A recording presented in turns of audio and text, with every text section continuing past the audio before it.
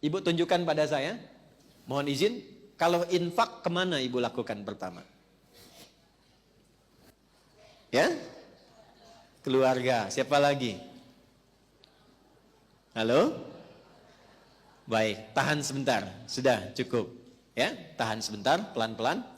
Kalau sudah ada harta dan sudah paham Allah berikan lebih, maka keluarkan ayat-ayat terkait bimbingan harta. Selain zakat yang 8 golongan, Quran surah ke-9 ayat ke-60 itu, ada infak.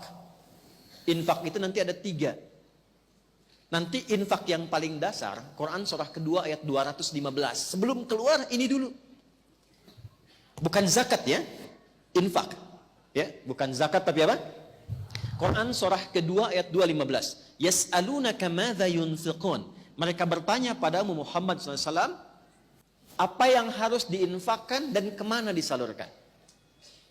Perhatikan jawabannya. Qul ma anfaqtum min khair falil walidain. Katakan, sampaikan Muhammad SAW, kalau ada yang mau infak, pertama siapkan yang terbaik untuk diinfakkan. Siapkan yang kalau mau ngasih pakaian, pakaian yang baik. Ngasih makanan, makanan yang baik. Jangan makanan lihat pun sudah nggak enak diserahkan ke orang. Jelas? Ibu punya 100.000 yang bagus sekali. Segar. Tak masih bunyi. Yang kedua, yang sudah layu, orang India bilang the kill of the kumel. Ya? Tiba-tiba mau infak, yang dikasih itu yang bagus, yang jelek. Oke? Nah, kaidah Quran mengatakan berikan yang bagus. Tapi poinnya bukan itu. Kemana diberikan? Ternyata yang pertama diinfaki itu orang tua. Orang tua tidak menerima zakat, ingat. Tidak dizakati. Sekalipun terlihat orang tua kesulitan dalam ekonomi, maka yang pertama ditanyakan pada diri kita, Anda anaknya kok bisa membiarkan demikian? Jangan pernah menyimpulkan dizakati. Ustaz, ayah saya boleh nggak dizakati? Kan fakir juga. Marah. Kenapa Anda anaknya membiarkan ayahnya fakir? Kenapa Anda biarkan ibu kesulitan?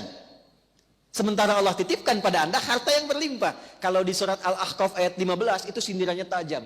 Kamu merasa kaya, merasa hebat, merasa sukses. Padahal 70% dari saham kesuksesan itu adalah tangisan ibumu yang saat kamu masih kecil memohon kepada Allah di malam hari.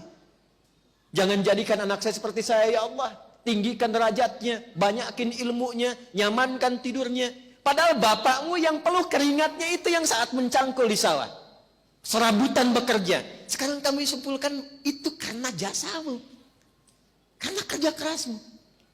Karena itulah ketika seseorang sukses, bahkan usia 40 tahun, itu langsung dibimbing oleh Allah supaya tidak lupa dengan bagian pertama ini. Doanya langsung di Quran surah ke-46 ayat 15. Rabbi auzi'ni an ashkura ni'mataka allati an'amta alayya wa ala walidayya. Itulah sebabnya kenapa orang tua diikutkan di situ. Orang tua sudah meninggal, tidak putus infak. Ini sebentar lagi mau kurban. Boleh berkurban. Ya, di atas namakan yang telah wafat boleh. Boleh. Ya. Dan itu sudah banyak hadisnya tentang itu. Kemudian misalnya, alhamdulillah saya punya uang 50.000. Apa yang paling mudah dilakukan? Beli mushaf misalnya. Kasih ke penghafal Quran. Niatkan kepada Allah untuk berbakti kepada kedua orang tua. Itu setiap dibacakan ngalir pahalanya. Jadi berbuat baik pada orang tua itu selalu cepat dijawab oleh Allah. Jadi kalau ibu ingin menerjemahkan amalan Sayyidah Khadijah dengan hartanya, kalau beliau dulu punya Nabi, sekarang kita bawa ke tingkat tertinggi yang diletakkan pengabdiannya setelah ibadah kepada Allah. Quran surah 17 ayat 23. Wa qada rabbuka alla ta'budu illa iyyahu wa bil walidaini ihsana.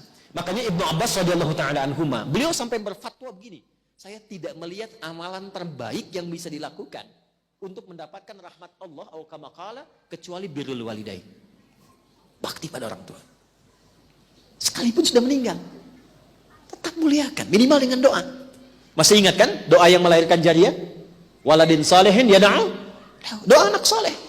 Nah, sepanjang masih hidup, ibu jangan simpulkan, saya rasanya belum solihah. Kalau begitu jadi solihah. Dekati Allah. Dekati Allah. Dan saat sudah ibadah itu berdoa. Ibadah yang sudah dilakukan setelah beramal soleh, itulah doa anak soleh. Sholat amal soleh bukan? Ya, setelah sholat berdoa. Di antara doanya untuk orang tua. Baca Quran amal soleh bukan? Berapa banyak orang setelah baca Quran yang berdoa? Saya perhatikan selesai tutup aja. Ambil manfaatnya. Selesai baca, berdoa. Berdoa. Demikian saat berzakat, berinfak, berdoa di situ. Walidain, wal aqrabin, kerabat dekat. Betapa bagus dan saya senang berinfak keluar sampai ke luar negeri, bagus. Luar daerah, tapi jangan lupa ada kerabat terdekat. Kakak, adik, anak kakak, anak adik, sepupu. Wal yatama, anak yatim. Anak yatim itu ditekankannya pakai infak. Walaupun dia kaya, nggak apa-apa. Datangnya nggak harus bawa uang, bawa hadiah yang menyenangkan dia. Ketika dia senang, berdoa. Bukankah anak yatim itu dekat dengan perhatian Nabi? Ya kan? Anak yatim itu dekat dalam pemeliharaan Allah. Wa ammal yatima fala taqhar.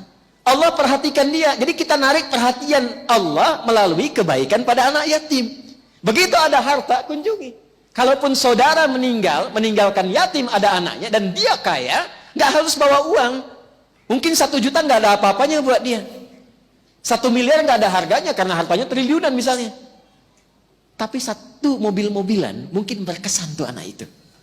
Ketika dia merasa bahagia dan senang, Allah pun memberikan taufiknya dan datang kemuliaannya kepada keluarga ibu. Wal masakin, orang miskin. Yang kelima, wabnis sabil, yang kesulitan dalam perjalanan. Termasuk itu anak-anak yang sekolah. Kenapa nggak ibu bikin program beasiswa? Biaya SPP-nya. Ya, itu tinggi nilai di hadapan Allah Subhanahu wa taala.